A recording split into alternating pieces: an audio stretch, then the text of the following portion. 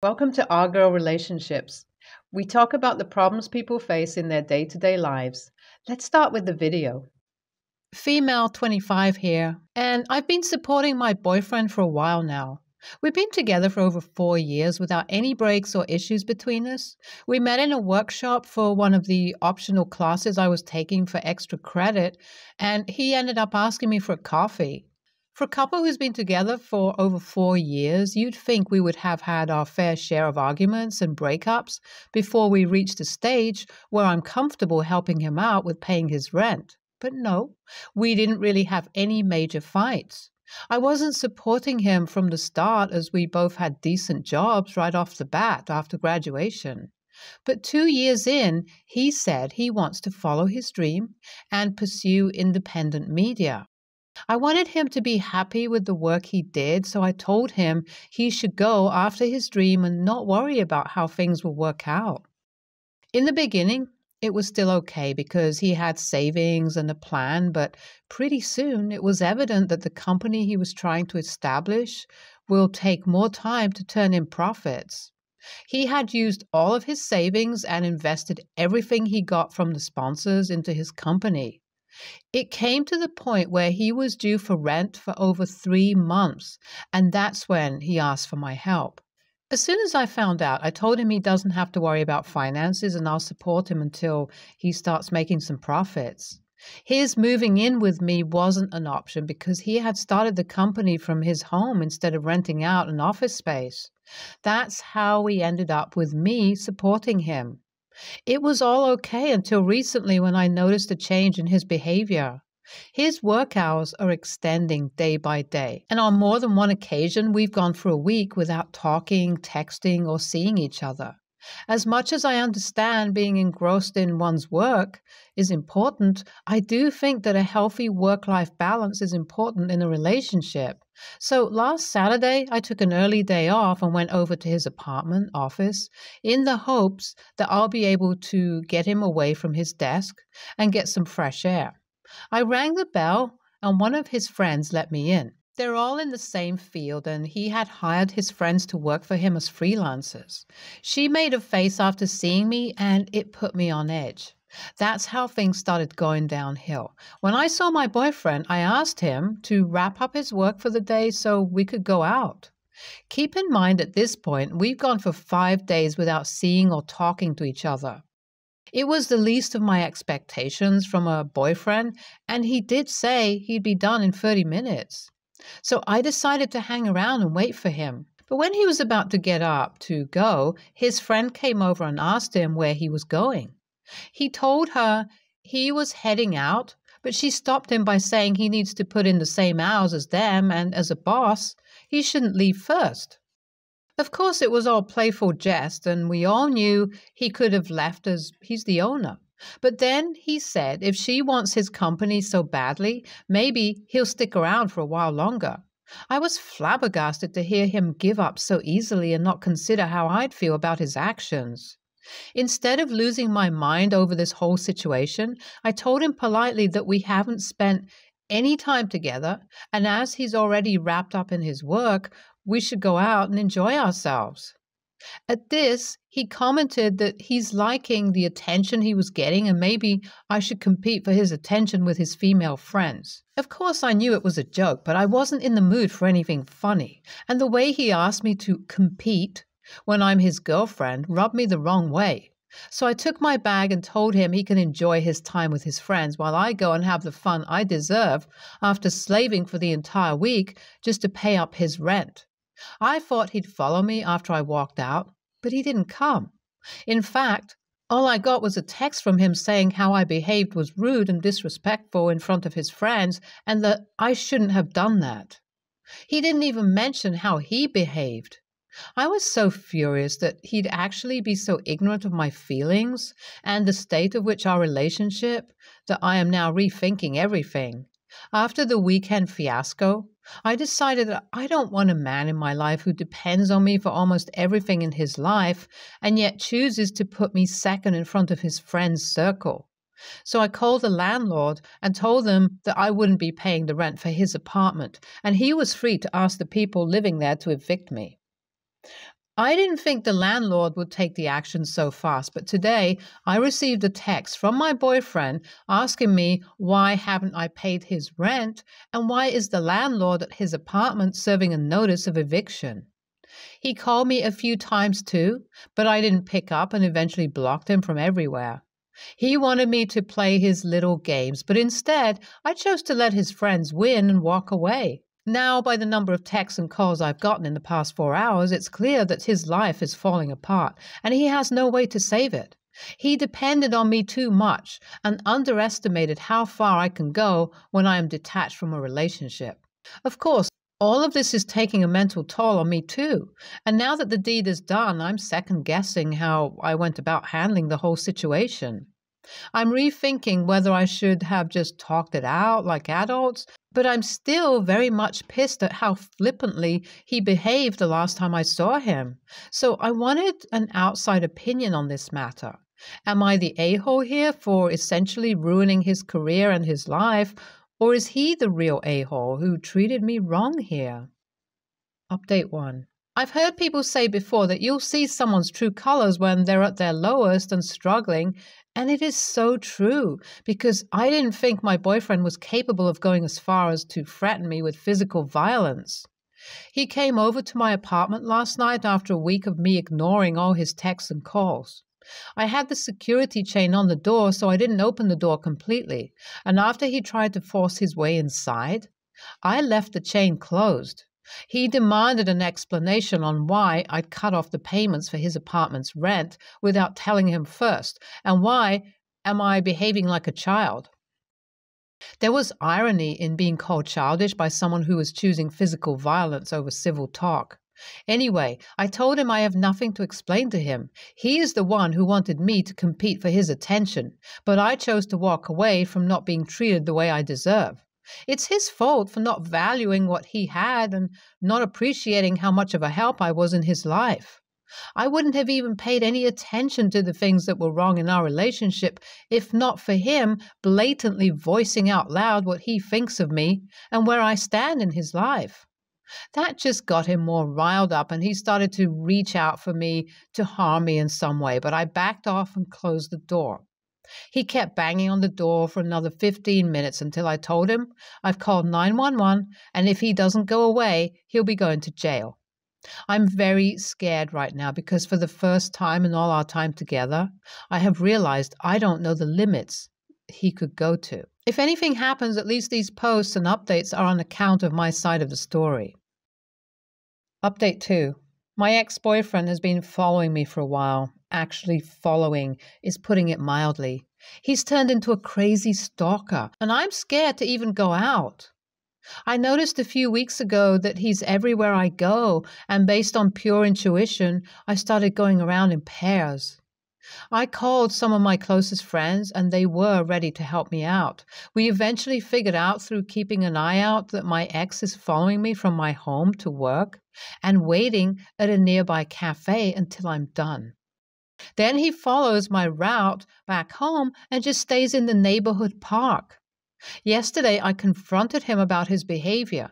Of course, I didn't go alone. I was expecting a fight or maybe more threats, but instead, he started crying and begging me to take him back. He said he was sorry for how he behaved and for not realizing sooner how much I meant to him. He said he has always taken me for granted, but now that I've walked away from him, he has realized I am the only woman for him, and he's a fool to let go of me. The apology on its own might have swayed me, but paired with his stalking behavior and the physical threats, I didn't want anything to do with him. I told him that I'd moved on and that what he's been doing is making me unsafe. I asked him to stop and even threatened to report him to the cops if he didn't leave me alone. Update 3. I had to get a restraining order. It was very exhausting and lengthy process to deal with my ex, but I had no other choice. He kept stalking me and once more tried to forcefully make me come back to him. Thankfully, I had a friend by my side who called the cops and they arrested him. I filed my request for a restraining order because I didn't see any other way to be safe. I'm also going to change my apartment and try my best to keep it a secret from him. I wanted to leave this quick update here because so many of you were worried about me in the comments and the DMs. I'm all right, and for now, it seems like my ex is behaving himself. He got bailed out by someone and hasn't shown up anywhere near me, so I think that's a good start, but I'll still be very careful. NTA, you're not the a-hole. Your boyfriend sounds incredibly immature, and he needed his ass to be dumped to realize what's important in life. But you can do a lot better than him. You're still young, so don't waste your energy on people who don't deserve it. NTA, OP is not the a-hole for making the boyfriend realize who exactly he's playing with. I think your mistake was supporting him financially and letting him believe that just because you're dating, he could do anything. But better late than never. What you did was the right thing, and if I was in your place, I would have done the same thing. I am the drama this week. I, 16, female, got myself kicked out of Sunday school at my stepdad's church this weekend. My mom married Brad earlier this year. He has 4 kids, 12 female, 10 male, 9 male, 7 male, that are with him most of the time. And to say their family is religious is like the understatement of all time. The daughter has to wear skirts all the time and can't cut her hair, and they're all at church at least 3 times a week and have family Bible time and stuff every day. I wouldn't care except that now that my mom and Brad are married, they expect me to participate, and that's just not my bag. I think it's superstitious, misogynistic nonsense, and I always leave stuff at their church feeling icky. I tried to get my mom to let me go to my dad's on Sundays to avoid conflict, but that's a non-starter so far. So I try to avoid talking about it, but Brad is like making it his personal mission to get me saved or something, so the subject comes up regularly. I finally put my foot down about not wanting to go to church with them, and it turned into a big argument, and my mom asked me to just go and keep the peace for the younger kids because it's something we do as a family. So I go and mostly just read, but I don't lie about why I'm there or my religion if someone asks me a question. It pisses Brad and my mom off, but I figure if they don't like it, they can let me stay home. The problem is that the Sunday school teacher for my age group is a real piece of work and thinks we're all stupid because we're teenage girls. So he likes to go into a lot of biblical Greek translation stuff to make himself look smart. The only thing is, he's almost always totally wrong. My dad sends me to private school and I took 2 years of ancient Greek, taking Latin now. And I know he's bullshitting people. So I brought an interlinear New Testament and a Koine Greek dictionary with me this week, and when he got started, I corrected him. Not mean, but just like, wow, that's not what it says here at all. Can you explain more? And, oh, that's weird because that's not how Brill defines that word. Dude was turning red by the end of it and asked me to stop interrupting, so I just shrugged and said I was trying to learn. He told the pastor, and the pastor told Brad that I'm not allowed to come to Sunday school anymore because I'm disrespectful. So Brad and my mom are mad and want me to apologize for derailing class instead of just getting through quietly, but I don't know, AITA? Update edit. People keep asking me how it turned out, so here's how it is now. I'm officially living full-time with my dad. My mom is still mad, but she can deal with it. We have a few hours on the weekend away from their house for now, but that's it. Stepdad isn't allowed to contact me. Before I let them know, I visited for Christmas to do presents. I left my stepsister a secret present with a note telling her if she ever needed help or to talk to text me. She texted me, thank you, and she won't tell anyone and has been texting me occasionally. So at least right now, if things go squirrely for her, she can get some kind of help. If she wants to get out when she's older and we're still in contact, I talked to my dad and he said he's willing to try to help her if it comes to that because it sounds super culty.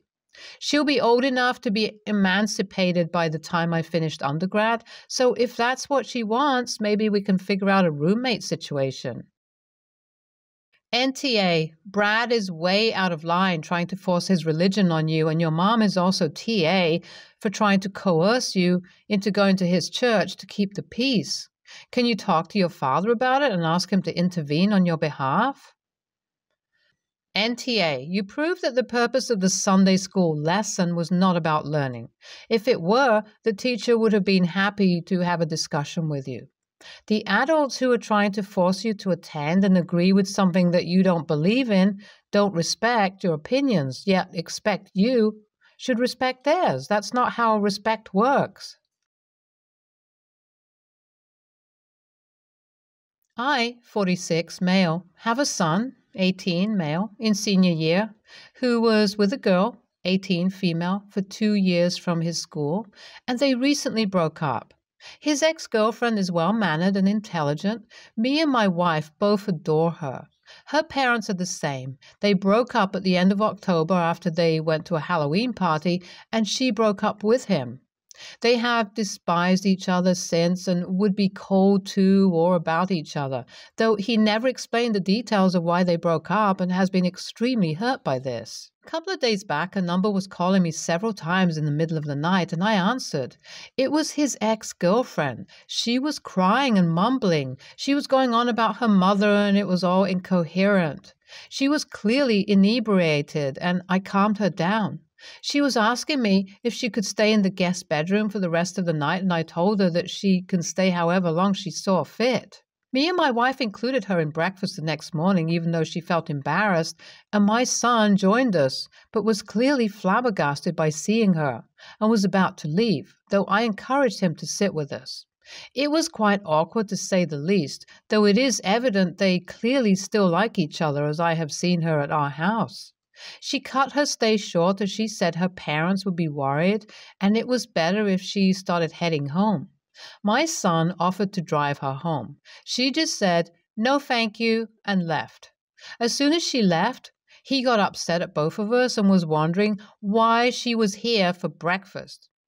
And he told us that we were immensely invasive of a space in his life that is fragile, and that I don't respect his boundaries by letting her stay without his knowledge.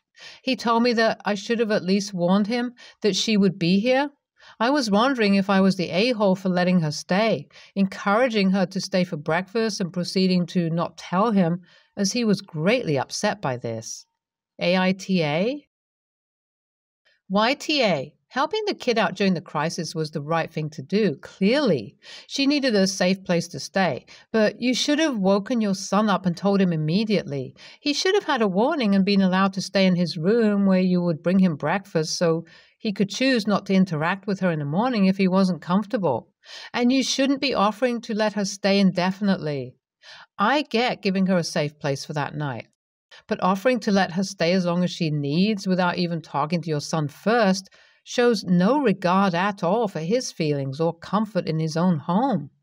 Did you date anybody before your wife? Ever had an ex? How can you not get where he's coming from here? I realize that your intentions in helping her were good, but you went about this all wrong, and in a way that was a betrayal to your son. You and your wife owe him a serious apology. YTA. It doesn't matter how nice she is. It doesn't matter how much you like her. It doesn't matter why they broke up. Your son was ambushed by his ex-girlfriend at the breakfast table. I understand letting her stay. An 18-year-old called you incoherently rambling in the middle of the night, and you wanted to help her. Fair enough. That's not why you're TA. It's because you didn't warn your son. Would it have killed you to send him a text or go knock on his bedroom door to tell him that she was in the house? YTA, it's not even so much about letting her stay, as you haven't discussed enough about your relationship with her and their breakup to determine how out of line it was, though typically it's not normal behavior. Generally, though, most parents have the common courtesy of checking with their child first to make sure they wouldn't be uncomfortable before offering your home for them to stay. However, the least you could have done is forewarned him, even if you weren't going to give him a say. To blindside him like that first thing in the morning is very much an move. You made him uncomfortable in his own house. That is a lousy thing to do. Stay tuned for more stories from our girl relationships.